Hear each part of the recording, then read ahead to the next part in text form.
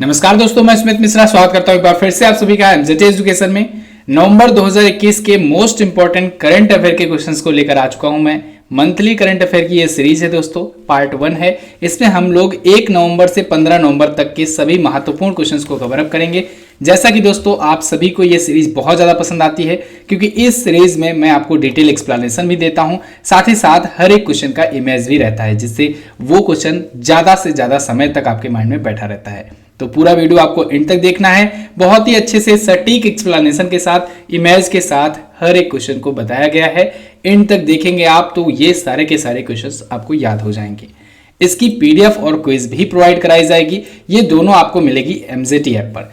Google play store पर आपको जाना है, एमजेटी ऐप सर्च करना है और डाउनलोड कर लेना है इस एप्लीकेशन पर को। इस एप्लीकेशन पर दोस्तों आपको ई बुक्स मिलेंगी, हमारी क्विजेज मिलेंगी, मॉक टेस्ट, वीडियो कोर्सेज आए हुए हैं, बहुत अच्छे अच्छे स्टडी मटेरियल्स फ्री में मिलेंगे, फ्री वीडियोस, फ्री पीडीएफ वगैरह भी आप डाउनलोड कर सकते हैं। बहुत ही यूनिक, बहुत ही खास एप्लीकेशन है। आप इस एप्लीकेशन का जाइए और जरूर से फायदा उठाइए। तो चलिए दोस्तों, अब शुरू करते हैं। आई होप आपने वीडियो को लाइक और शेयर कर दिया होगा। अगर लाइक नहीं किए हो तो वीडियो को लाइक कर दो और शेयर कर दो। चैनल पर नए आए हो, चैनल को सब्सक्राइब कर लो ऐसे ही शानदार वीडियोस को पाने के लिए। और हाँ, एक बात यहां पर मैं बताना चाहूंगा, मैं 4 साल से दोस्तों आपको मंथली करंट अफेयर की वीडियो प्रोवाइड करवा रहा हूं, तो आप पिछले 4 साल तक की वीडियो देख सकते हैं। बहुत लोग कहते हैं सर ये मंथ की वीडियो नहीं है, वो मंथ की वीडियो नहीं। आप जाकर के खोजो तो चैनल पर पिछले 4 सालों तक की वीडियो भी मिलेगी। तो आपको तो सिर्फ 1 साल ही पढ़ना है, तो आप पिछले 1 साल के हर एक महीने की 2 वीडियो पा सकते हो। ठीक है, तो चलिए अब शुरू करते हैं वीडियो। पहला क्वेश्चन आपके सामने है, किस भारतीय तटरक्षक पोत को राष्ट्र को समर्पित किया गया? तो अभी हाल ही में दोस्तों आईसीजीएस सार्थक को समर्पित किया गया है। देखिए, भारतीय तटरक्षक पोत है, यानी इंडियन कोस्ट गार्ड शिप है, तो इसे हम लोग क्या बोलेंगे? आईसीजीएस बोलेंगे, इंडियन कोस्ट गार्ड शिप। अभी यही इंडियन नेवी में शामिल हुआ होता तो हम लोग बोलते आईएनएस, इंडियन नेवल शिप। ठीक है, तो ये आईएनएस जो होता है यानी वो भारतीय नौसेना का है, आईसीजीएस जो होता है वो इंडियन कोस्ट गार्ड का है। ये क्लियर होना चाहिए आपको। तो आईसीजीएस सार्थक को अभी हाल ही में शामिल किया गया है। यहाँ पर देखिए, ये है आईसीजीएस सार्थक, इसको अभी इंडियन कोस्ट गार्ड में शामिल कर लिया गया है। अभी देखिए, ये जो है गोवा में भारतीय तटरक्षक के जो महानिदेशक है के नटराजन जी, उनके द्वारा कमीशन किया गया है। अगला, जम्मू कश्मीर बैंक का सीईओ किसे नियुक्त किया गया? तो इसका सीईओ नियुक्त किया गया दोस्तों बलदेव प्रकाश को। बलदेव प्रकाश ये जम्मू एंड कश्मीर बैंक के नए एमडी और CEO, managing director and chief executive officer बने हुए हैं। ये आरके छिब्बर या कहें राजेश कुमार छिब्बर जी की जगह पर आए हुए हैं। जम्मू कश्मीर बैंक का हेडक्वार्टर है श्रीनगर में। अगला क्वेश्चन देखते हैं, भारत के सर्वोच्च न्यायालय में ने पेगासस की जांच के लिए किस विशेषज्ञ समिति का गठन किया? बहुत ज्यादा इंपॉर्टेंट क्वेश्चन है दोस्तों, समितियों से क्वेश्चन पूछे जाते हैं, खास करके जो बड़े लेवल के एग्जाम होते हैं उनमें तो और ज्यादा पूछे जाते हैं। तो दोस्तों पेगासस आपको याद होगा, पेगासस एक सॉफ्टवेयर था। तो उस सॉफ्टवेयर की मदद से होता क्या था कि दुनिया भर के बड़े बड़े नेता, बड़े बड़े लीडर्स, बड़े बड़े सेलिब्रिटी, यहाँ तक कि पत्रकारों की भी जासूसी की जा रही थी। ये पेगासस जो है ये इजराइल ने डेवलप किया हुआ था और भारत के भी 40 ऐसे व्यक्तियों की लिस्ट थी, जिसमें कुछ पत्रकार भी थे, कुछ लीडर्स थे, कुछ अपोजिशन के थे, ठीक है, कुछ बड़े बड़े बिजनेसमैन वगैरह भी थे। तो इन सब की जासूसी की जा रही थी। तो यहां पर सुप्रीम कोर्ट ने एक समिति का गठन किया है कि आप पता लगाओ जरा कि ये इसको अनुमति किसने दी थी। अगर सरकार ने दी थी, सरकार का कौन सा व्यक्ति था, क्यों दिया गया था, इस सब के लिए एक समिति का गठन किया गया है और इसकी अध्यक्षता सौंपी गई है न्यायमूर्ति आर.वी. रविंद्रन को। इसी वजह से इस समिति का नाम पड़ गया आर.वी. रविंद्रन समिति। याद रखना है, एक पॉइंट और याद रखना है, इसको इजराइल की किस फर्म ने डेवलप किया है? तो इसको एनएसओ ग्रुप ने, किसने? एनएसओ ग्रुप ने विकसित किया है। ये एक स्पाईवेयर है पेगासस। स्पाईवेयर मतलब जो स्पाई करता है, ठीक है, ऐसा सॉफ्टवेयर जो स्पाई का काम करता है, यानी जासूसी का काम करता है। इस समिति में और कौन कौन से सदस्य हैं? नवीन कुमार चौधरी, प्रभाकरण पी और अश्विन अनिल गुमस्ते। क्लियर? अगला क्वेश्चन देखते हैं, भारतीय सेना ने किस नाम से पहला निर्देशित प्रक्षेपास्त्र विध्वंसक P-15B प्राप्त किया? तो दोस्तों अभी हाल ही में इंडियन नेवी ने आईएनएस विशाखापत्तनम, अभी देखिए मैंने आपको बोला ना कि आईएनएस लग जाए तो नेवल का शिप है, इंडियन नेवी का है, तो इंडियन नेवी ने आईएनएस विशाखापत्तनम को शामिल किया है, जो कि एक ये प्रक्षेपास्त्र विध्वंसक है। प्रक्षेपास्त्र मतलब होता है मिसाइल, मिसाइल का विध्वंसक है, यानी मिसाइल को डिस्ट्रॉय करने के लिए होता है। तो ये मिसाइल डिस्ट्रॉयर है, यहाँ पर है दोस्तों INS विशाखापत्तनम, इसको कमीशन किया गया है। ये इंडिया का पहला इस टाइप का है। अब इससे क्या होगा, इससे दोस्तों अगर कोई सी भी गाइडेड टाइप की कोई सा भी टारगेट है तो उसको गाइड करके ये उसको डिस्ट्रॉय कर सकता है, हवा में ही, एयर में ही से डिस्ट्रॉय कर सकता है। और गाइडेड तरीके से, गाइडेड मतलब होता है एक बार टारगेट लॉक कर दिए तो फिर वो टारगेट कहीं पर भी मूव करेगा, वो उसके पीछे पीछे लगी रहेगी मिसाइल जब तक कि उसको डिस्ट्रॉय नहीं कर देती है। तो इसीलिए इसे गाइडेड मिसाइल डिस्ट्रॉयर कहा जा रहा है। ये अपने डेक से ही किसी भी विमान, किसी भी जहाज या किसी भी मिसाइल पर निशाना बना सकती है। इसको डेवलप किसने किया है? इसको मझगांव डकयार्ड मुंबई के द्वारा तैयार किया गया है। अगला क्वेश्चन देखते हैं। G20 शिखर सम्मेलन 2021 कहां आयोजित हुआ? मोस्ट इंपॉर्टेंट क्वेश्चन है। G20 समिट ये इस बार दोस्तों इटली में आयोजित हुआ। कहां पर? इटली में आयोजित हुआ G20 का शिखर सम्मेलन। अभी मैं आपको सभी समिट बताऊंगा जो भी हाल फिलहाल में आयोजित हुए हैं। इटली में हुआ इस बार G20 का समिट, ठीक है। और ये कब से कब तक आयोजित हुआ? 30 और 31 अक्टूबर को आयोजित हुआ। 16वां इस बार का इसका संस्करण था। भारत का प्रतिनिधित्व या कहें इंडिया को रिप्रेजेंट किया हमारे प्राइम मिनिस्टर नरेंद्र मोदी जी ने। G20 की स्थापना 1999 में हुई थी और मारियो द्राघी इसके करंट टाइम पर अध्यक्ष हैं, क्योंकि अध्यक्षता इटली कर रहा है, जिस वजह से अध्यक्ष मारियो द्राघी जो इटली के प्राइम मिनिस्टर हैं वो हैं। क्लियर? अच्छा, अभी हाल फिलहाल में कौन कौन सी समिट हुई है? एक तो अभी ब्रिक्स समिट हुई है। ब्रिक्स समिट दोस्तों 13वां संस्करण था और इंडिया ने इसको होस्ट किया, इंडिया में हुआ है, ठीक है। इसके अलावा दोस्तों अभी एक हुआ था SCO समिट, SCO संघाई कोऑपरेशन ऑर्गेनाइजेशन, ये दुशांबे में हुआ ये तजाकिस्तान में, ठीक है। इसके अलावा COP26 का हुआ, COP26 का समिट हुआ। COP26 समिट ये ग्लासगो में हुआ, ग्लासगो स्कॉटलैंड में, ठीक है, ग्लासगो स्कॉटलैंड में हुआ। और अभी G7 समिट हुई थी। G7 समिट कहाँ पर हुई थी? ये यूके में हुई थी। कहाँ पर? यूके में। इतनी समिट आपको याद रखनी है। अगला देखते हैं। CBSE ने वीरता पुरस्कारों के बारे में जागरूकता फैलाने के लिए, अवेयरनेस बढ़ाने के लिए कौन सी परियोजना शुरू की? तो CBSE यानी central board of secondary education ने दोस्तों वीरगाथा परियोजना शुरू की है। वीरगाथा परियोजना इसलिए शुरू की है जिससे जो स्टूडेंट्स हैं वो हमारे भारत के वीरों के बारे में जान सके। तो ये एक इनिशिएटिव है, एक कार्यक्रम है, CBSE के द्वारा चलाया गया है, एक प्रोजेक्ट है। 21 अक्टूबर से चल करके ये 20 नवंबर तक आयोजित किया जाएगा। इसके तहत वीरता पुरस्कारों के बारे में अवेयरनेस भी फैलाई जाएगी बच्चों के बीच में कि किस किस टाइप के वीरता पुरस्कार दिए जाते हैं। अभी वीरता पुरस्कार दिए भी गए हैं। मैंने अभी आपको अभिनंदन वर्धमान जी के बारे में बताया था, जिनको वीर चक्र से सम्मानित किया गया है। और आपको बताया भी जा चुका है दोस्तों, वीरता पुरस्कार भारत में 2 तरीके से दिए जाते हैं। एक तो युद्ध के क्षेत्र में वीरता के लिए, एक युद्ध के लिए शांति के लिए दिया जाता है, ठीक है। एक शांति के क्षेत्र में वीरता के लिए दिया जाता है। तो युद्ध के क्षेत्र में जो वीरता के लिए दिया जाता है उसमें परमवीर चक्र होता है, इसके अलावा होता है महावीर चक्र और होता है वीर चक्र। और जो शांति के लिए दिया जाता है वीरता पदक, उसमें सबसे बड़ा होता है अशोक चक्र, फिर होता है शौर्य चक्र और फिर होता है कीर्ति चक्र, ठीक है। तो ये 6 प्रकार से वीरता पुरस्कार दिए जाते हैं भारत में, तो इसको आप याद रखेंगे। यहाँ पर CBSE के बारे में बात करें तो 1929 में इसकी स्थापना हुई थी, नई दिल्ली में हेडक्वार्टर्ड है और मनोज आहूजा इसके अध्यक्ष हैं। अगला क्वेश्चन, हाल ही में किस राज्य ने 1 नवंबर को स्थापना दिवस मनाया? तो 1 नवंबर को दोस्तों बहुत सारे स्टेट के राज्य स्थापना दिवस मनाए जाते हैं, जैसे मध्य प्रदेश के मनाए जाते हैं, हरियाणा के मनाए जाते हैं, ठीक है। इसके अलावा कर्नाटक के मनाए जाते हैं, छत्तीसगढ़ के मनाए जाते हैं और पंजाब के भी स्थापना दिवस मनाया जाता है, ठीक है। इसके अलावा अभी केरल का भी स्थापना दिवस मनाया जाता है, आंध्र प्रदेश का भी स्थापना दिवस 1 नवंबर को ही मनाया जाता है। राज्य स्थापना दिवस राज्यों की स्थापना को लेकर के मनाया जाता है। ये मैं PDF आपको दूंगा, तो ये मैप भी रहेगा, तो उसमें आप अच्छे से पढ़ लीजिएगा कि यहाँ पर देखिए कि 1971 में जैसे हिमाचल प्रदेश का गठन हुआ, 1975 में सिक्किम आया था 22वां राज्य बनकर, 36वां संविधान संशोधन किया गया था। अरुणाचल प्रदेश, मिजोरम, त्रिपुरा, ये सभी राज्य कब कब आए, भारत में शामिल कब हुए, कब कब अलग हुए, इन सब के बारे में यहाँ पर दिया गया है। तो आप इसको अच्छे से रीड कर लेंगे और याद कर लेंगे। क्लियर है? चलिए, दिल्ली केंद्र शासित प्रदेश भी 1 नवंबर 1956 को ही आया हुआ था, घोषित किया गया था केंद्र शासित प्रदेश। इस वजह से हम लोग 1 नवंबर को दिल्ली का भी राज्य स्थापना दिवस मनाते हैं, ठीक है।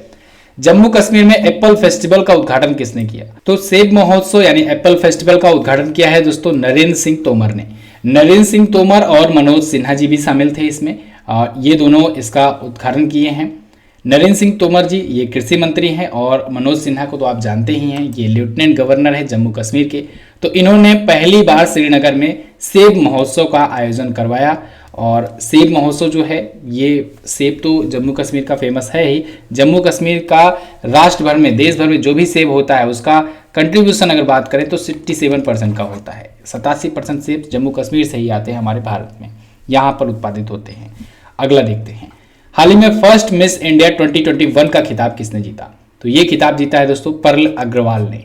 परल अग्रवाल ये भारत की हैं और इन्होंने जीता है फर्स्ट मिस इंडिया 2021 का खिताब।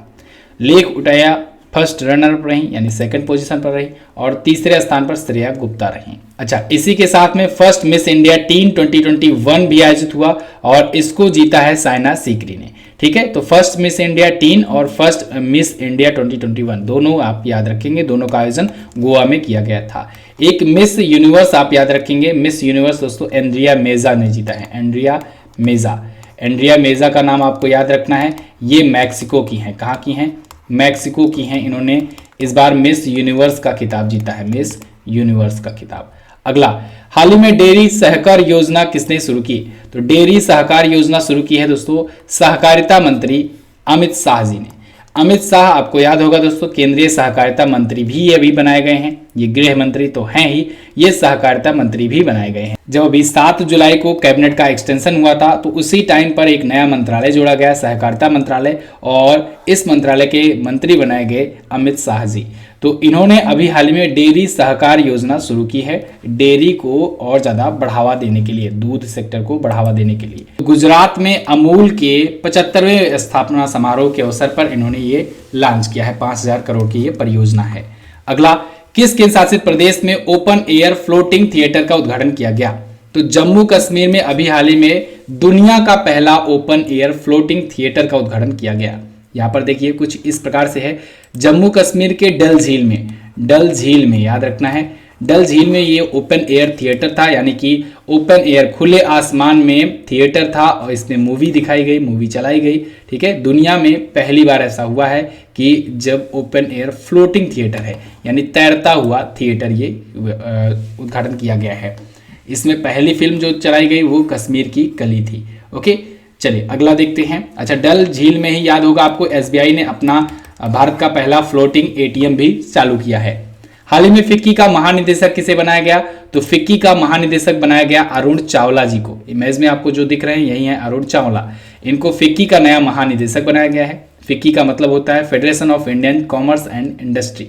इसके अध्यक्ष है उदय शंकर और महानिदेशक हैं अरुण चावला। नई दिल्ली में इसका हेडक्वार्टर है। हाल ही में किसे प्रतिष्ठित एजुथचन पुरस्कार 2021 से सम्मानित किया गया? तो पी वलसाला को अभी हाल ही में एजुथाचन पुरस्कार 2021 के लिए सम्मानित किया गया है। इनको मलयालम साहित्य में इनके योगदान के लिए दिया गया है ये सम्मान। 5 लाख रुपए का कैश मिलता है। अगला देखते हैं, हाल ही में गंगा उत्सव 2021 का कौन सा संस्करण आयोजित हुआ? तो गंगा उत्सव का 5वां संस्करण अभी हाल ही में आयोजित हुआ। 1 नवंबर से 3 नवंबर 2021 तक ये आयोजित हुआ गंगा उत्सव। गंगा नदी के बारे में, साथ ही साथ बाकी जो नदियां हैं उनके बारे में ये उत्सव होता है। उनके बारे में अवेयरनेस फैलाने के लिए, उनकी इज्जत करने के लिए, उनको रिस्पेक्ट देने के लिए, गंगा को स्वच्छ रखने के लिए ये दिवस मनाया जाता है। क्लियर? शुरुआत 2008 से हुई है। अगला, ऑक्सफोर्ड इंग्लिश डिक्शनरी का वर्ड ऑफ द ईयर 2021 किसे चुना गया? Very very most important question है। तो ऑक्सफोर्ड डिक्शनरी ने वर्ड ऑफ द ईयर 2021 के लिए चुना है वैक्स को। वैक्स, इसके अनुसार वैक्स जो है ये बहुत ही ज़्यादा मात्रा में यूज हुआ है। वैक्स शब्द जो है, वैसे तो अभी तक इसका अर्थ कुछ और होता था। इसका अर्थ होता था काऊ। क्या होता था? काऊ। काऊ माने होता है गाय, तो गाय के रूप में होता था। ठीक है, ये लैटिन शब्द वैक्सा से लिया गया था, लेकिन इस बार इसका यूज जो हुआ है ये दूसरे तरीके से हुआ है। इसका यूज वैक्सीनेशन के लिए ज़्यादा यूज हुआ है। ठीक है, वैक्सीनेशन, टीकों के लिए ज़्यादा यूज हुआ है इस बार। ठीक है, संक्षिप्त रूप में हुआ है, तो इसलिए ऑक्सफोर्ड ने इसे वर्ड ऑफ द ईयर घोषित किया है। अगला, भारत ने कब तक शून्य शुद्ध कार्बन उत्सर्जन का लक्ष्य रखा है? तो भारत ने बताया है कि वो 2070 तक अपने आप को शुद्ध शून्य कार्बन उत्सर्जन देश बना देगा। यानी कि 2070 तक भारत दोस्तों जीरो कार्बन एमिशन वाला देश बन जाएगा, कंट्री बन जाएगा। नरेंद्र मोदी जी ने अभी हाल ही में इसकी घोषणा की है। COP26 जो सम्मेलन हुआ था ग्लासगो में, वहीं पर इसकी घोषणा की गई है। उन्होंने बताया कि गैर जीवाश्म ऊर्जा उत्पादन क्षमता को 2030 तक ये 500 गीगावाट बढ़ा देंगे, यानी जो विदाउट बायोफ्यूल वाली एनर्जी होती है उसकी उत्पादन क्षमता 500 गीगावाट तक 2030 तक ही बढ़ा देंगे, और आगे आते आते 2070 तक तो पूरी तरीके से कार्बन फ्री हो जाएगा इंडिया। ठीक है, चलिए अगला देखते हैं। किस केंद्रीय मंत्री ने भाषा संगम पहल की शुरुआत की? तो भाषा संगम पहल की शुरुआत की है धर्मेंद्र प्रधान जी ने, ये हैं केंद्रीय शिक्षा मंत्री। तो इन्होंने भाषा संगम पहल शुरू किया है एक भारत श्रेष्ठ भारत पहल के तहत।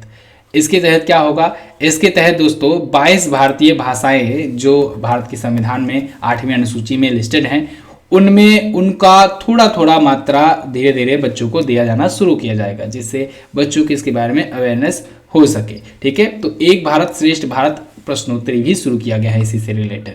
अगला देखते हैं, किस शताब्दी एक्सप्रेस को IMS प्रमाणन मिला? तो अभी हाल ही में मैसूर चेन्नई शताब्दी एक्सप्रेस को IMS प्रमाणन या IMS सर्टिफिकेशन मिला हुआ है। मैसूर चेन्नई शताब्दी एक्सप्रेस, इस ट्रेन को वर्ल्ड लेवल के रखरखाव, पर्यावरण के प्रति अनुकूलता और यात्रियों की सुविधाजनक सुरक्षित यात्रा, इन सब चीज़ों को देखते हुए ये सर्टिफिकेट दिया गया है। IMS का मतलब होता है इंटीग्रेटेड मैनेजमेंट सिस्टम, तो IMS सर्टिफिकेट इसे दिया गया है। अच्छा, IMS सर्टिफाइड होने वाली ये भारतीय रेलवे की पहली शताब्दी एक्सप्रेस ट्रेन है और भारतीय रेलवे की दूसरी एक्सप्रेस ट्रेन है। भारतीय रेलवे की पहली ट्रेन बनी थी हबीबगंज हजरत निजामुद्दीन भोपाल एक्सप्रेस, वो एक्सप्रेस थी, लेकिन ये शताब्दी है, तो शताब्दी के मामले में पहली ट्रेन है और एक्सप्रेस के मामले में दूसरी ट्रेन है। ठीक है, चलिए अगला देखते हैं। हाल ही में किस राज्य सरकार ने उत्तम बीज पोर्टल लॉन्च किया?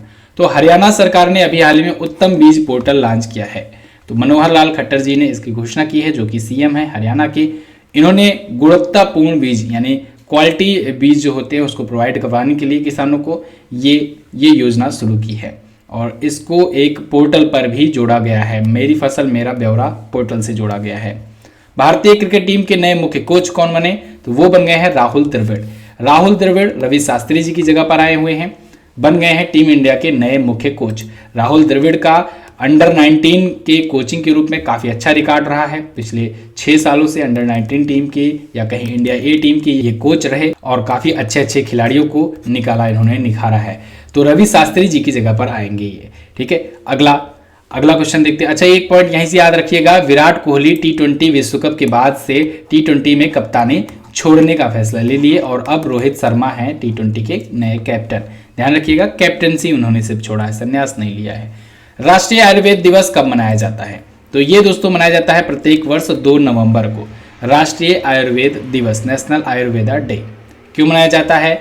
ये दोस्तों आयुर्वेद के बारे में अवेयरनेस फैलाने के लिए, आयुर्वेद से क्या क्या लाभ होते हैं, कैसे इसके बारे में लोग अवेयर हो सकते हैं, इसका यूज करके कैसे अपनी बीमारियों को दूर कर सकते हैं, इसके लिए ये मनाया जाता है। भगवान धन्वंतरी जी की जयंती पर मनाया जाता है। इस बार की थीम इंपॉर्टेंट है, याद रखिएगा, आयुर्वेदा फॉर पोषण। क्या है? आयुर्वेदा फॉर पोषण, पोषण के लिए आयुर्वेद। किस राज्य सरकार ने 29 आदिवासी संग्रहालयों का उद्घाटन किया? तो अभी हाल ही में मणिपुर राज्य सरकार ने 29 आदिवासी संग्रहालयों का उद्घाटन किया है, यानी 29 ट्राइबल म्यूजियम्स का उद्घाटन किया है N वीरेंद्र सिंह जी ने। कहाँ पर? मणिपुर में। आदिवासी समुदाय को सम्मानित करने के लिए, वहाँ जो पुराने ज़माने में आदिवासी रहे उनके बारे में, उनकी जो भी चीज़ें बची थी उनको इस म्यूजियम में रखने के लिए। ठीक है, अगला, हाल ही में WHO ने कोवैक्सीन को आपातकालीन उपयोग की मंजूरी दी। इसे किसने बनाया है? कोवैक्सीन को दोस्तों बनाया है भारत बायोटेक ने। ये पूरी तरीके से भारत में निर्मित ये इंडिया की मेड इन इंडिया वैक्सीन है। कोवैक्सीन भारत बायोटेक ने बनाया है। भारत बायोटेक के CEO हैं कृष्णा इला, इनका नाम आपको याद रखना है, कृष्णा इला। तो WHO ने फिलहाल इसको मंजूरी दे दी है। अच्छा, एक और नाम है इंडिया में जो वैक्सीन बनी है, उसका नाम है कोविशील्ड। कोविशील्ड दोस्तों वो पूरी तरीके से भारत में नहीं बनी है, मतलब कि भारत में मैन्युफैक्चर तो हुई है लेकिन भारत की वैक्सीन नहीं है। उसको एस्ट्राजेनेका की वैक्सीन कह सकते हैं हम लोग। वो एस्ट्राजेनेका जो है वो ऑक्सफोर्ड की है। ठीक है, तो बनाई गई है, प्रोडक्शन हुआ है सीरम इंस्टीट्यूट ऑफ इंडिया में, लेकिन वो भारत के वैज्ञानिकों के द्वारा नहीं बनाई गई है। जबकि कोवैक्सीन जो है वो पूरी तरीके से भारतीय है, मेड इन इंडिया है। ठीक है, चलिए, तो यहाँ पर भारत बायोटेक को मंजूरी फिलहाल मिल गई है। अभी तक बहुत सारी वैक्सीन को मंजूरी WHO ने दे दिया है ऑलरेडी। भारत ने किस देश के साथ मिल करके OG को लॉन्च किया? तो अभी हाल ही में one sun one world one grid को लॉन्च किया है भारत ने UK के साथ मिल करके। ये बहुत ही खास परियोजना है दोस्तों, one sun one world one grid. इसके तहत क्या होगा, इसके तहत दुनिया भर को, खास करके जहां पर सूर्य की रोशनी बहुत अच्छी मात्रा में पहुंचा करती है, तो उन देशों को दोस्तों, उन देशों को एक एक ग्रिड से जोड़ा जाएगा इलेक्ट्रिसिटी के लिए। और ये इलेक्ट्रिसिटी सन से ली जाएगी, यानी सूर्य से ली जाएगी, और फिर आपस में एक ग्रिड बना दिया जाएगा, जिसको जो चाहिए जरूरत हो वो एक दूसरे से ले सकेंगे। ठीक है, बिजली आदान प्रदान कर सकेंगे। बहुत ही यूनिक, बहुत ही ज़बरदस्त योजना है और पूरी दुनिया इससे एक होने वाली है। खास बात तो ये है कि ये इंडिया का इनिशिएटिव है। अगला क्वेश्चन, फिक्शन के लिए बुकर पुरस्कार 2021 किसने जीता? तो इसको जीता है दोस्तों डेमन गुलगुट ने। किसने? डेमन गुलगुट, जानने माने राइटर हैं। 2 बार ऑलरेडी इनकी पुस्तक जो है वो लिस्ट की जा चुकी है, शॉर्ट लिस्ट की जा चुकी है, लेकिन हार गए थे। इस बार फाइनली ये बुकर पुरस्कार जीत गए हैं।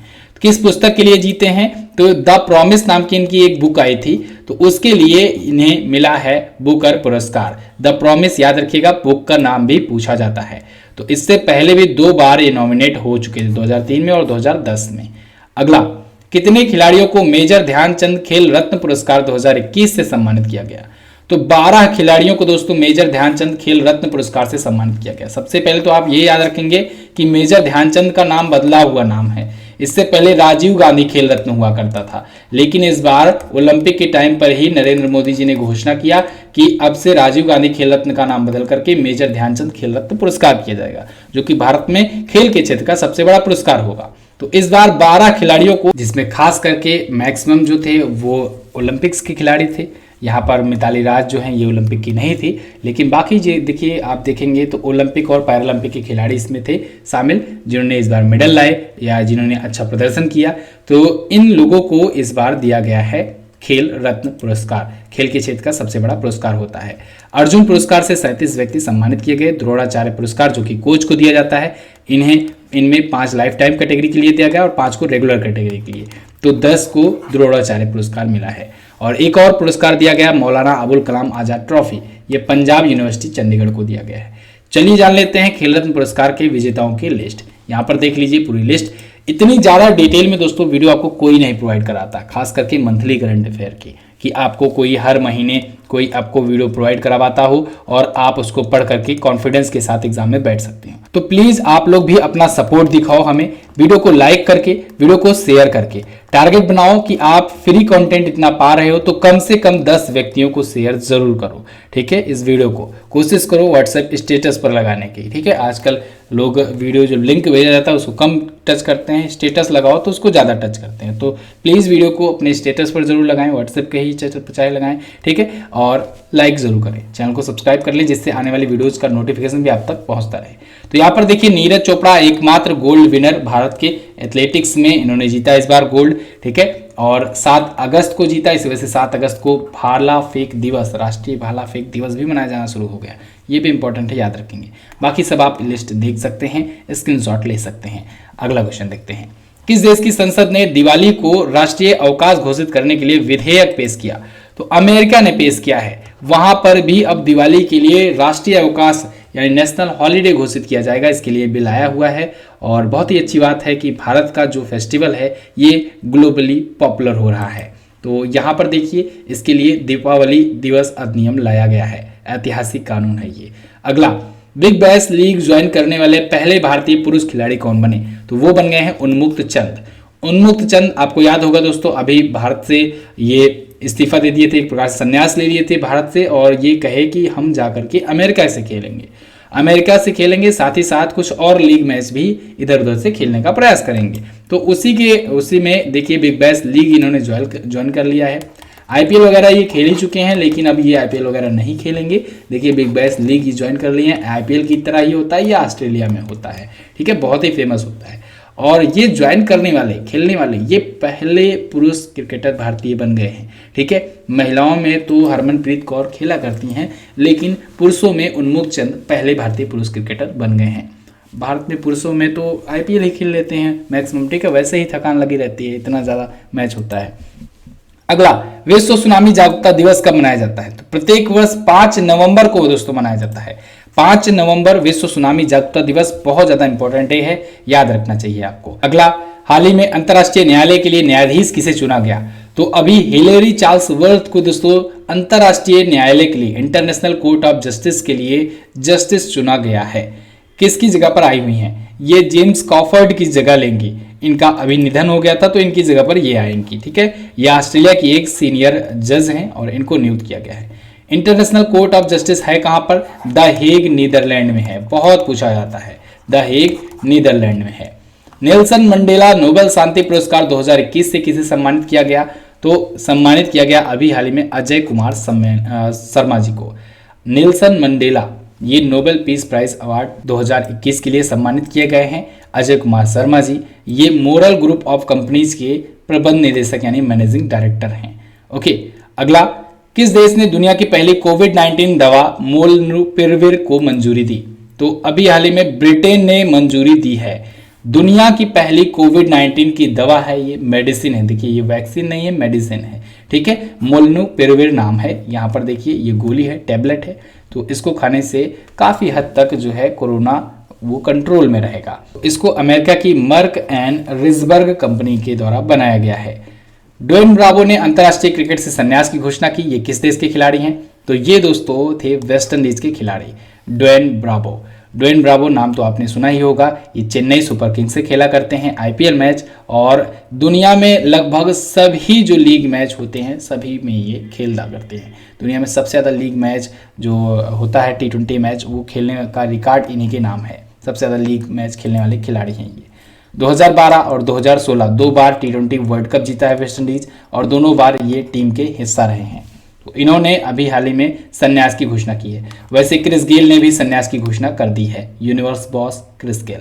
राष्ट्रीय कैंसर जागरूकता दिवस कब मनाया जाता है? तो ये मनाया जाता है 7 नवंबर को। बहुत बार इसको बताया गया है दोस्तों, आप याद रखेंगे। 4 फरवरी को मनाया जाता है विश्व कैंसर दिवस, और 7 नवंबर को राष्ट्रीय कैंसर जागरूकता दिवस मनाया जाता है। ठीक है, दोनों ही इंपॉर्टेंट डे है। कैंसर रोग की रोकथाम और जागरूकता बढ़ाने के लिए ये दिवस मनाया जाता है। 2014 से मनाया जाना शुरू हुआ है।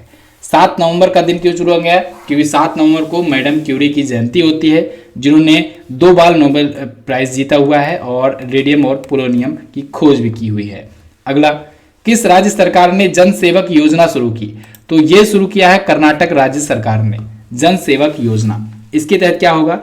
इसके तहत दोस्तों जो कर्नाटक राज्य की जो स्टेट स्कीम होगी, जो राज्य सरकार की जो योजनाएं होंगी, उसकी घर घर जा करके, डोर स्टेप जा करके उनके बारे में अवेयरनेस फैलाई जाएगी या उन योजनाओं का लाभ प्रोवाइड करवाया जाएगा। जैसे मान लीजिए आय प्रमाण पत्र बनवाना हो, जाति प्रमाण पत्र बनवाना हो, निवास प्रमाण पत्र बनवाना हो, ठीक है, या फिर कोई और प्रमाण पत्र सर्टिफिकेट वगैरह बनवाना हो तो घर तक पहुंच जाएगा। ठीक है, ऐसी 58 सेवाएं जो हैं डोर स्टेप पर प्रोवाइड करवाई जाएंगी। हाल ही में कहा कि लाहौली जुराब और दस्तानों को जीआई टैग दिया गया। तो हिमाचल प्रदेश के लाहौली जुराब और दस्तानों को जीआई टैग अभी हाल ही में दिया गया है।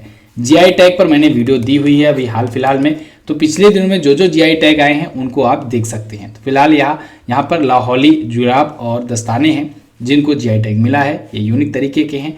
तो ये लाहौली स्पीति जिला जो है हिमाचल प्रदेश में, वहाँ के हैं। उनको काफ़ी ज़्यादा फेमस किया जा रहा है, ग्लोबलाइज किया जा रहा है, उनका व्यापार बढ़ाया जाएगा, साथ ही साथ ब्लैक मार्केटिंग भी रोकी जाएगी। ठीक है, तो इसको अब जीआई टैग मिल गया है। इन्फोसिस फाउंडेशन के अध्यक्ष सुधा मूर्ति ने हाल ही में कौन सी पुस्तक लिखी? तो इन्फोसिस फाउंडेशन के अध्यक्ष हैं सुधा मूर्ति जी। इन्होंने अभी हाल ही में द सेज विथ 2 हॉर्न्स नाम की पुस्तक लिखी हुई है। वैसे तो नीचे के जो आपको ऑप्शन दिख रहे हैं ये भी इन्हीं की ही बुक है, ठीक है, लेकिन अभी हाल फिलहाल में द सेज विथ 2 हॉर्न्स नाम की इनकी बुक आई है सुधा मूर्ति जी की। इससे पहले the upside down king, here there everywhere, the daughters from a wishing tree, ये सभी इनकी पुस्तकें हैं। पुरुष फ्रेंचाइजी क्रिकेट की पहली महिला कोच कौन बनी? तो वो बन गई हैं सारा टेलर। सारा टेलर यहाँ पर दिख रही हैं, ये इंग्लैंड की क्रिकेटर हैं, महिला क्रिकेटर हैं, और इन्हें दोस्तों नियुक्त किया गया है पुरुष फ्रेंचाइजी क्रिकेट का पहला कोच, पहली महिला कोच ये बन गई हैं। अभी अबू धाबी में दोस्तों T10 लीग शुरू हुआ है, तो उसी में ये सहायक कोच बनाई गई हैं। T10 लीग जो होगा ये 10-10 ओवरों का मैच होगा। अभी तक आपने T20 लीग सुना, ठीक है, तो T20 जो होता था वो 20-20 ओवरों का होता था, ये 10-10 ओवरों का होगा। द मॉर्निंग कंसल्ट के अनुसार दुनिया के सबसे लोकप्रिय नेता कौन है? तो नरेंद्र मोदी जी। भारत के प्राइम मिनिस्टर नरेंद्र दामोदर दास मोदी जी को द मॉर्निंग कंसल्ट ने बताया है कि दुनिया के सबसे पॉपुलर लीडर हैं ये। नरेंद्र मोदी जी को दोस्तों 70% वोटिंग मिली है। मैक्सिको को के राष्ट्रपति जो हैं 66% पर हैं, लोपेज अल्बर्डो। इटली के प्रधानमंत्री मारियो द्राघी ये तीसरे नंबर पर हैं। चौथे पर है Angela Merkel, German chancellor. Scott Morrison ये ऑस्ट्रेलिया के हैं और ये हैं पांचवें नंबर पर 47% के साथ। छठे पर हैं जो बाइडेन, सोचिए अमेरिका के प्रेसिडेंट छठे पर हैं पॉपुलरिटी में। और 10वें पर हैं बोरिस जॉनसन जो कि ब्रिटेन के प्राइम मिनिस्टर हैं। नरेंद्र मोदी जी फर्स्ट पर हैं। अगला, हाल ही में देश का पहला वर्ल्ड क्लास रेलवे स्टेशन कौन बना? तो वो बन गया दोस्तों हबीबगंज रेलवे स्टेशन। हालांकि अभी नया न्यूज़ है कि इसका नाम भी बदल दिया गया है, ये भी मैंने आपको करंट अफेयर में कवर किया था। तो देश का पहला वर्ल्ड लेवल में एक स्टेशन बनाया गया है, रेलवे स्टेशन, जो कि अंतर्राष्ट्रीय मानकों को भी पूरा करता है, वर्ल्ड लेवल का है, एयरपोर्ट जैसी सुविधाएं हैं इसमें। तो ये हबीबगंज भोपाल में बनाया गया है। हालांकि इसका नाम अभी चेंज कर दिया गया है, इसका नाम अब चेंज करके रानी कमलापति स्टेशन कर दिया गया है। तो ये भी आप याद रखेंगे। 450 करोड़ की लागत पर यह बनाया गया है। पीपीपी यानी पब्लिक प्राइवेट और पार्टनरशिप पर मॉडल पर ये बेस्ड है। महात्मा गांधी जी के सम्मान में किस सिक्के का अनावरण किया गया? तो इनके सम्मान में अभी हाल ही में 5 पाउंड स्टर्लिंग का सिक्का जारी किया गया है ब्रिटेन के द्वारा। देखिए ये पाउंड स्टर्लिंग का सिंबल होता है और अभी हाल ही में 5 पाउंड स्टर्लिंग का सिक्का जारी किया गया है। ठीक है, यूनाइटेड किंगडम ने जारी किया है भारत के राष्ट्रपिता महात्मा गांधी जी के याद में। अगला देखते हैं, हाल ही में राष्ट्रपति भवन में कितने लोगों को पद्म पुरस्कार से सम्मानित किया गया? तो पद्म पुरस्कार 2021 से सम्मानित किया गया दोस्तों 109 व्यक्तियों को। और अभी पद्म पुरस्कार 2020 भी दिया गया है, सब कुछ साथ साथ दिया गया है। यानी पद्म पुरस्कार 2020 बस एक दिन का फर्क था, एक दिन पहले पद्म पुरस्कार 2020 के लिए दिया गया और एक दिन बाद 2021 के लिए दिया गया। कारण ये है कोरोना की वजह से दिया नहीं गया था, सिर्फ अनाउंस किया गया था अभी तक। ठीक है, तो देखिए राष्ट्रपति भवन में ये दिया गया, राष्ट्रपति द्वारा दिया गया, रामनाथ कोविंद जी के द्वारा। 119 पद्म पुरस्कार दिए गए कुल, जिसमें 7 पद्म विभूषण थे, 10 पद्म भूषण थे और 102 पद्मश्री थी। ये तो 2021 के लिए था। ठीक है, और 2019 के लिए अगर पूछा जाए तो 2020 के लिए 141 व्यक्तियों को दिया गया था, जस्ट एक दिन पहले दिया गया था। ठीक है, यहाँ पर देखिए 7 पद्म विभूषण पुरस्कार के नाम आपको याद रखना है। शिंजो आबे ये जापान के पूर्व prime minister, S D. Balasubramaniam, Monappa Hegde, Narendra Singh Kapany optical fibre के जनक, मौलाना वहीदुद्दीन खान और बीबी लाल सुदर्शन साहू, इन सबको पद्म विभूषण से सम्मानित किया गया है इस बार 2021 वाले के लिए। ठीक है, अगला, द सिनेमा ऑफ सत्यजीत रे, इस पुस्तक को किसने लिखा? इस पुस्तक को लिखा है दोस्तों भास्कर चट्टोपाध्याय ने। द सिनेमा ऑफ सत्यजीत रे। सत्यजीत रे दोस्तों भारतीय सिनेमा के जाने माने एक डायरेक्टर थे, प्रोड्यूसर थे। तो उनकी लाइफ के बारे में इस बुक में लिखा है, किसने? भास्कर चट्टोपाध्याय ने। ओके, अगला, किस पर्वतारोही को तेंजिंग नार्गे राष्ट्रीय साहसिक पुरस्कार 2020 मिला? तो देखिए दोस्तों, तेंजिंग नार्गे राष्ट्रीय साहसिक पुरस्कार वैसे तो दिया गया 7 व्यक्तियों को इस बार, लेकिन पर्वतारोही के बारे में अगर पूछा जाए तो आप बताएंगे प्रियंका मोहिते। यहाँ पर इमेज में आपको दिख रही हैं प्रियंका मोहिते, इनको सम्मानित किया गया है। ये दुनिया की सबसे ऊंची चोटी माउंट एवरेस्ट, माउंट हुत्से और माउंट मकालू वगैरह को फतह कर चुकी हैं। साथ ही साथ दुनिया की 10वीं सबसे ऊंची चोटी है अन्नपूर्णा, माउंट अन्नपूर्णा, तो उस पर चढ़ने वाली ये पहली भारतीय महिला बनी थी। तो इनको सम्मानित किया गया है। मैंने अभी आपको बताया 7 व्यक्तियों को सम्मानित किया गया है। ये 7 व्यक्ति कौन कौन से हैं? प्रियंका मोहिते हैं, जयप्रकाश कुमार हैं, कर्नल अमित बिष्ट हैं, लेफ्टिनेंट कर्नल सर्वेश धड़वाल हैं, श्रीकांत विश्वनाथ हैं और हैं जय किशन। ओके, शीतल। अगला क्वेश्चन है, किस राज्य ने देश का पहला बांस से बना क्रिकेट बैट और स्टंप लॉन्च किया? तो त्रिपुरा ने लॉन्च किया दोस्तों बांस से बना हुआ क्रिकेट बैट और स्टंप। ये देश का पहला है। ठीक है, और भारत का पहला ऐसा है। इससे जो बैट बनाया जाएगा उसके लिए हार्ड बूम नाम का बांस यूज किया गया है और विकेट बनाने के लिए कनकाइच नाम का एक बांस यूज किया गया है। किस राज्य ने पूर्वी खासी हिल्स नाम के नए जिले की घोषणा की? तो मेघालय ने पूर्वी खासी हिल्स नाम के नए जिले की घोषणा की है और ये जिला अब आ गया। तो अब मेघालय में टोटल जिलों की संख्या हो गई 12। अभी तक 11 जिले थे, अब हो गए 12 जिले। Mexico City Grand Prix formula 1 race 2021 किसने जीती? तो ये जीत लिया है मैक्स वर्स्टैपेन ने। मैक्स वर्स्टैपेन इस सीजन में सबसे ज़्यादा रेस जीते हुए हैं। मैक्स वर्स्टैपेन जो है ये रेडबुल के खिलाड़ी हैं, रेडबुल के खिलाड़ी हैं और नीदरलैंड के रहने वाले हैं। कहाँ के? नीदरलैंड के रहने वाले हैं मैक्स वर्स्टैपेन। तो लुइस हैमिल्टन जो हैं ये तो दुनिया में सबसे ज़्यादा बार जीते हुए हैं, लेकिन इस सीजन बात किया जाए तो मैक्स वर्स्टैपेन आगे हैं। लुइस हैमिल्टन दूसरे स्थान पर थे इस रेस में। मैक्स वर्स्टैपेन देखिए अभी तक कौन कौन सी रेस जीत चुके हैं, Emilia Romagna, Monaco, French, Styrian, Austrian, Belgium, Dutch, US, Mexico, ये सभी जीत चुके हैं। हाल ही में कहाँ पर विश्व प्रसिद्ध पुष्कर मेला शुरू हुआ, तो विश्व प्रसिद्ध पुष्कर पशु मेला दोस्तों ये राजस्थान में आयोजित हुआ। पुष्कर पशु मेला ये बहुत ही फेमस मेला होता है, वर्ल्ड लेवल का फेमस होता है। पुष्कर राजस्थान में ये आयोजित कराया जाता है। पुष्कर में ही दोस्तों ब्रह्मा मंदिर है, एकमात्र ब्रह्मा मंदिर है दुनिया का। पुष्कर झील भी आप याद रखेंगे पुष्कर से ही, ठीक है। राजस्थान से ये 3 चीजें आप याद रखेंगे। 13 दिनों तक चलने वाला ये मेला है और 8 नवंबर को ये शुरू हुआ है। प्रत्येक वर्ष 9 नवंबर को किस राज्य का राज्य स्थापना दिवस मनाया जाता है, तो 9 नवंबर को दोस्तों उत्तराखंड का राज्य स्थापना दिवस मनाया जाता है। 9 नवंबर सन 2000 को ये उत्तराखंड जो है ये उत्तर प्रदेश से अलग हुआ था। जब ये यूपी से अलग हुआ था तब उत्तरांचल नाम था। क्या नाम था? उत्तरांचल। आगे चल करके 2007 में इसका नाम बदला गया और उत्तराखंड किया गया, ठीक है। तो याद रखेंगे दोनों चीज, स्थापना दिवस 9 नवंबर को मनाया जाता है, ठीक है। 13 जिले इसमें वर्तमान में है, 13 जिलों को काट करके उत्तराखंड का नाम किया गया था। भारत की पहली राष्ट्रीय योगासन चैंपियनशिप कहाँ आयोजित की जाएगी, तो ये भुवनेश्वर उड़ीसा में आयोजित की जाएगी। भारत में पहली बार होगा जब राष्ट्रीय योगासन चैंपियनशिप आयोजित होगी, ठीक है। योगासन को दोस्तों वैसे शामिल कर लिया गया है अब खेलो इंडिया यूथ गेम में, तो अब खेलो इंडिया यूथ गेम्स में योगासन नाम का भी खेल खेला जाएगा।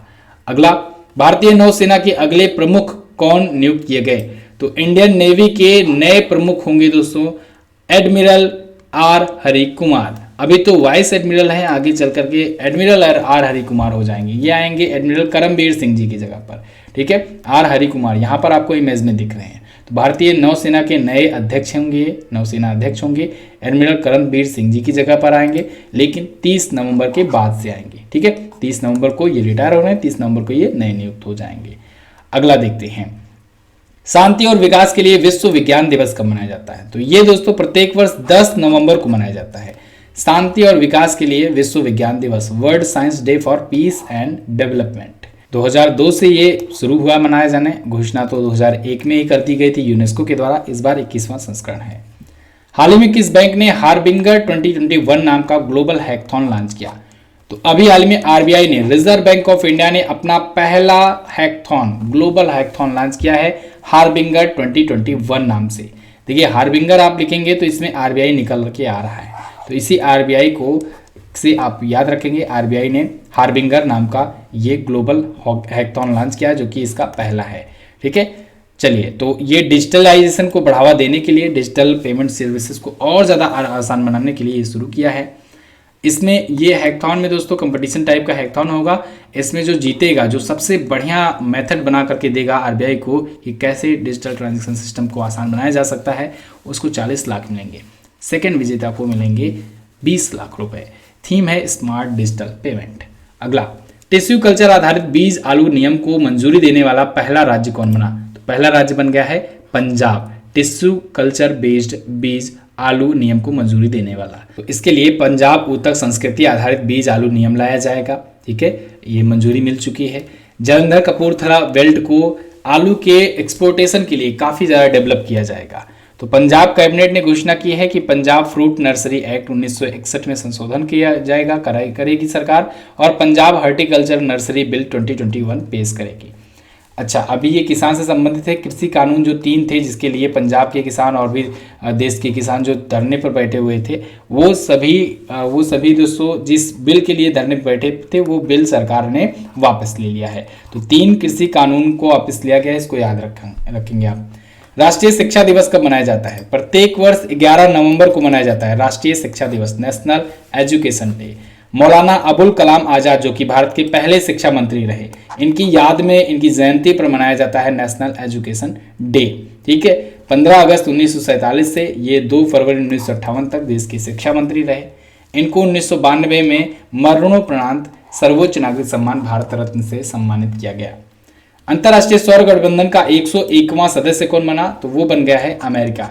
इंटरनेशनल सोलर अलायंस के समझौते पर हस्ताक्षर यूएस ने भी कर दिया है और 101वां सदस्य ये बन गया है, भारत के ही इनिशिएटिव पर भारत और फ्रांस द्वारा मिलकर के 2015 में स्थापित किया गया था इंटरनेशनल सोलर अलायंस। ठीक है, तो अभी ग्लासगो में COP26 जो सम्मेलन हुआ था उसी में अमेरिका के जो राष्ट्रपति के जो दूत हैं जॉन कैरी, उन्होंने इसके लिए समझौता किया है। ठीक है, हस्ताक्षर किया है। इंटरनेशनल सोलर अलायंस की स्थापना पेरिस में हुई थी 2015 में। गुरुग्राम में इसका हेडक्वार्टर है और अजय माथुर इसके अध्यक्ष हैं। जलवायु परिवर्तन प्रदर्शन सूचकांक 2022 में भारत किस स्थान पर है? तो भारत दोस्तों टॉप 10 में एक बार फिर से बना हुआ है, 10वें स्थान पर एक बार फिर से कॉपी से। 2020 में भी 10वें स्थान पर था और इस बार भी 10वें स्थान पर है भारत। यहाँ पर देखिए, थोड़ा सा ग्राफ के माध्यम से समझते हैं। यहाँ पर देखेंगे इंडिया की रैंक यहाँ पर 10वें स्थान पर है, 9 पर चिली है, फिर उसके बाद 8 पर Morocco, United kingdom, Norway, Sweden, Denmark. अब आप देखेंगे टॉप 3 पर कोई नहीं है। कारण ये है कि जलवायु को लेकर के ये टॉप 3 जो मानक है, टॉप 3 उनके लिए रखा गया है, रिजर्व किया गया है। जो 4 प्रकार की कैटेगरी जो मानक डिसाइड किए गए हैं वो 4 प्रकार की कैटेगरीज को पूरा करते हो, लेकिन कोई सा भी ऐसा देश नहीं है जो पूरी तरीके से परिपक्व हो और पूरी तरीके से इन चारों चीज़ों को कंप्लीट करता हो, उन क्राइटेरिया को पूरा करता हो। ठीक है, तो इस वजह से चौथे स्थान से शुरू किया गया है, डेनमार्क से शुरू किया गया है। टॉप 3 स्थान खाली है, डेनमार्क चौथे स्थान पर है, फिर स्वीडन है, फिर नॉर्वे है और भारत 10वें स्थान पर है। इसमें देखेंगे भारत पहले 2014 में 31 था, फिर 2015 में 25 हुआ, फिर 20, 14, 11, 9, 10, 10। ठीक है, चलिए अगला क्वेश्चन देखते हैं। CISF के नए महानिदेशक कौन बने? तो CISF यानी सेंट्रल इंडस्ट्रियल सिक्योरिटी फोर्सेस के नए महानिदेशक बन गए हैं सील वर्धन सिंह। सील वर्धन सिंह यहाँ पर आपको इमेज में दिख रहे हैं, तो ये CISF के नए महानिदेशक बने हैं। साथ ही साथ में दोस्तों NDRF का भी महानिदेशक नया नियुक्त किया गया है। NDRF के नए महानिदेशक कौन बन गए हैं? अतुल करवाल। यहाँ पर इमेज में जो आपको दिख रहे हैं ये हैं अतुल करवाल, तो ये बन गए हैं NDRF के नए महानिदेशक। ओके, CISF के बारे में बात करें तो 1969 में स्थापित हुआ था, नई दिल्ली में हेडक्वार्टर्ड है। NDRF की स्थापना 2006 में हुई थी, नई दिल्ली में ये भी हेडक्वार्टर्ड है। हाल ही में विवादों में रही पुस्तक सनराइज ओवर अयोध्या किसने लिखी? इसको लिखा है सलमान खुर्शीद ने। न्यूज़ में आपने सुना होगा, काफ़ी चर्चे में थी ये बुक सनराइज ओवर अयोध्या। इन्होंने कुछ कंट्रोवर्शियल बातें यहाँ पर लिख दी थी, तो इस बुक को इन्होंने लिखा है सनराइज ओवर अयोध्या, सलमान खुर्शीद। चर्चे में थी, इस वजह से इंपॉर्टेंट है, पूछा जा सकता है। ठीक है, केंद्र सरकार ने किस दिन को जनजातीय गौरव दिवस मनाने की मंजूरी दी? तो केंद्र सरकार ने घोषणा की है कि 15 नवंबर को जनजातीय गौरव दिवस मनाया जाएगा। नरेंद्र मोदी जी ने इसकी घोषणा की है। ये 15 नवंबर को इसलिए मनाया जाएगा क्योंकि 15 नवंबर को भगवान बिरसा मुंडा जी की जयंती होती है, जो जनजातीय समुदाय के भगवान के रूप में पूजे जाते हैं। ठीक है, अगला, हाल ही में प्रधानमंत्री नरेंद्र मोदी ने RBI की कौन सी योजना की शुरुआत की? तो प्राइम मिनिस्टर नरेंद्र मोदी जी ने RBI खुदरा प्रत्यक्ष योजना और RBI एकीकृत लोकपाल योजना, इन दोनों को मंजूरी दे दी है। दोनों ही RBI की योजनाएं हैं। एक योजना से का अर्थ ये है कि दोस्तों लोग जो हैं, जो आम नागरिक हैं, वो RBI के या फिर और भी बैंकों के बॉन्ड्स डायरेक्टली खरीद सकेंगे। अब ये उनके लिए एक प्रकार से सुविधा मिलेगी। रिजर्व बैंक एकीकृत लोकपाल योजना जो है, इसके तहत ये होगा कि लोगों को बैंकिंग से जुड़ी जो भी शिकायतें करनी होंगी उसके लिए अलग अलग पोर्टल, अलग अलग जगह भटकने की जरूरत नहीं होगी।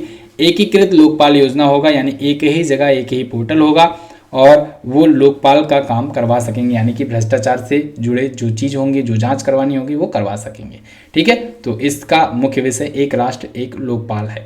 अगला, भारत के सबसे अमीर स्वनिर्मित महिला अरबपति कौन बनी? तो वो बन गई हैं फाल्गुनी नायर। नायका की ये फाउंडर एंड CEO हैं। तो फाल्गुनी नायर, इनका अभी दोस्तों शेयर प्राइस डबल हो चुका है लगभग में।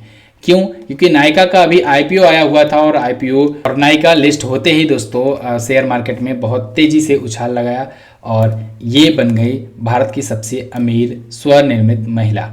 ठीक है, चलिए अगला देखते हैं। राष्ट्रपति रामनाथ कोविंद जी ने कहाँ के सेना प्रमुख को भारतीय सेना का जनरल पद प्रदान किया? तो भारतीय राष्ट्रपति रामनाथ कोविंद जी ने अभी नेपाल के जो सेना प्रमुख हैं, नेपाल के सेना प्रमुख कौन है? प्रभु राम शर्मा जी। तो उनको दोस्तों अभी भारत के सेना प्रमुख का पद प्रदान किया है, इसका सम्मान दिया है। ये चलता रहता है।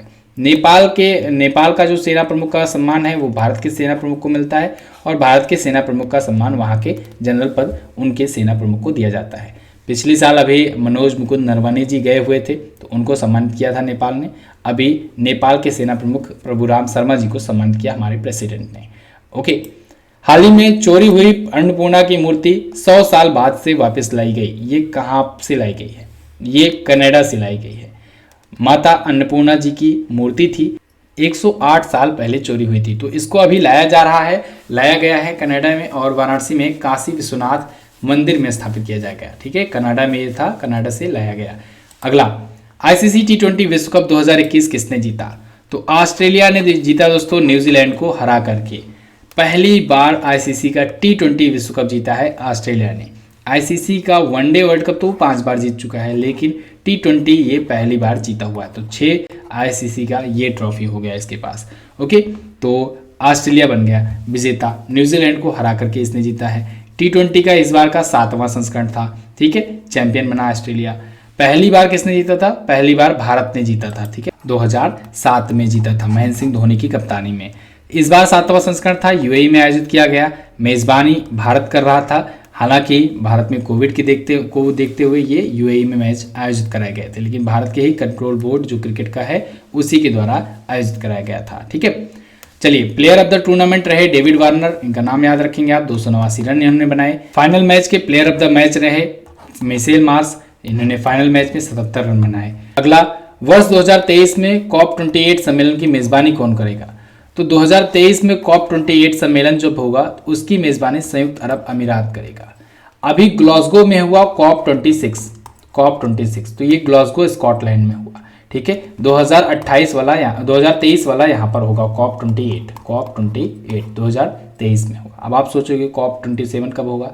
तो इजिप्ट में होगा, मिस्र में होगा कॉप 27। ठीक है, कॉप 27, तो ये तीनों ही आप याद रखेंगे। चलिए अगला देखते हैं। अगला क्वेश्चन है, हाल ही में भारतीय नौसेना को चौथी स्कॉर्पियन पनडुब्बी मिली, इसका क्या नाम है? तो चौथी स्कॉर्पियन पनडुब्बी जो मिली है उसका नाम है आईएनएस वेला। देखिए, आईएनएस वेला इंडियन नेवल शिप वेला ये पनडुब्बी है और स्कॉर्पियन कैटेगरी की ये चौथी पनडुब्बी है।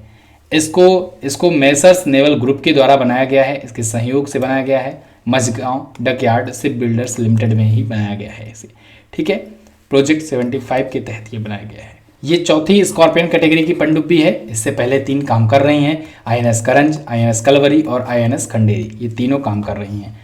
राष्ट्रमंडल या कहें कॉमनवेल्थ गेम्स 2022 में किस खेल को शामिल किया गया? तो अभी हाल ही में महिला क्रिकेट को शामिल किया गया है, विमेंस क्रिकेट को शामिल किया गया है कॉमनवेल्थ गेम्स 2022 में। 2022 का जो कॉमनवेल्थ गेम है दोस्तों, ये बर्मिंघम में आयोजित किया जाएगा, इंग्लैंड में आयोजित किया जाएगा। ठीक है, इंग्लैंड के बर्मिंघम में आयोजित किया जाएगा। तो आयोजन कहाँ होगा ये भी पूछा जाता है, इसको आप याद रखेंगे। तो महिला क्रिकेट के टी20 फॉर्मेट को शामिल कर लिया गया है। ठीक है, बहुत बार से काफ़ी बार से मांग उठ रही थी, डिमांड उठ रही थी, इस बार शामिल कर लिया गया। तो कॉमनवेल्थ गेम जो होता है, जो ओलंपिक टाइप से होता है, लेकिन वो कॉमनवेल्थ कंट्रीज के बीच में ही होता है सिर्फ, तो उसमें महिला क्रिकेट भी शामिल होगा आपसे। ठीक है, चलिए अगला देखते हैं। हाल ही में आईसीसी ने किसे हॉल ऑफ फेम में शामिल किया? तो आईसीसी के हॉल ऑफ फेम में अभी महिला जयवर्धने, शान पोलाक और जेनेट ब्रेटेन को शामिल किया गया है। ये तीनों शामिल हुए हैं, तो उपरोक्त सभी ऑप्शन आपका सही होगा। आईसीसी यानी इंटरनेशनल क्रिकेट काउंसिल ने इन तीनों को, महिला जयवर्धने, शान पोलाक और ब्रिटेन को शामिल किया है अपने हॉल ऑफ फेम में। महिला जयवर्धने श्रीलंका के थे, शान पोलाक ये ऑस्ट्रेलिया के और जेनेट ब्रेटेन ये ब्रिटेन के। ठीक है, चलिए अगला देखते हैं। हाल ही में कहाँ पर 40वां अंतर्राष्ट्रीय व्यापार मेला शुरू हुआ? तो 40वां अंतर्राष्ट्रीय व्यापार मेला ये शुरू हुआ नई दिल्ली में। नई दिल्ली में आयोजित किया जा रहा है ट्रेड फेयर।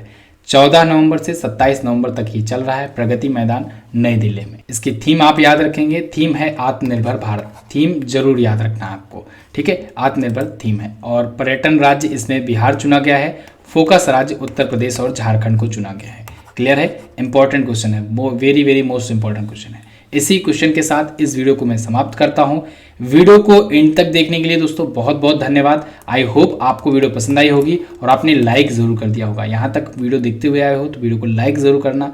ठीक है, जितने लोग यहाँ तक वीडियो देखते आए हो वीडियो को लाइक करना और शेयर ज़रूर कर देना। और जैसा कि मैंने आपको शुरू में बताया, आपको व्हाट्सएप स्टेटस पर लगाना है इस वीडियो को। ठीक है, अपने व्हाट्सएप के स्टेटस पर लगाइए इस वीडियो को और इस वीडियो के लिंक को। चैनल को सब्सक्राइब कीजिए, इसकी क्विज आपको मिलेगी एप्लीकेशन पर और इसकी PDF भी आपको वहीं पर मिलेगी। तो आप MZT app Google play store से इंस्टॉल कर सकते हैं। हिंदी का वीडियो कोर्स आया हुआ है, 50% का डिस्काउंट है। हिंदी 50 आप कूपन कोड यूज करेंगे तो 50% का आपको डिस्काउंट मिल जाएगा। चलिए बस फिलहाल रखते हैं इतना ही वीडियो में। वीडियो को इन तक देखने के लिए दोस्तों बहुत बहुत धन्यवाद। मिलेंगे अगले दिन की वीडियो में, तब तक के लिए नमस्कार, जय हिंद, वंदे मातरम।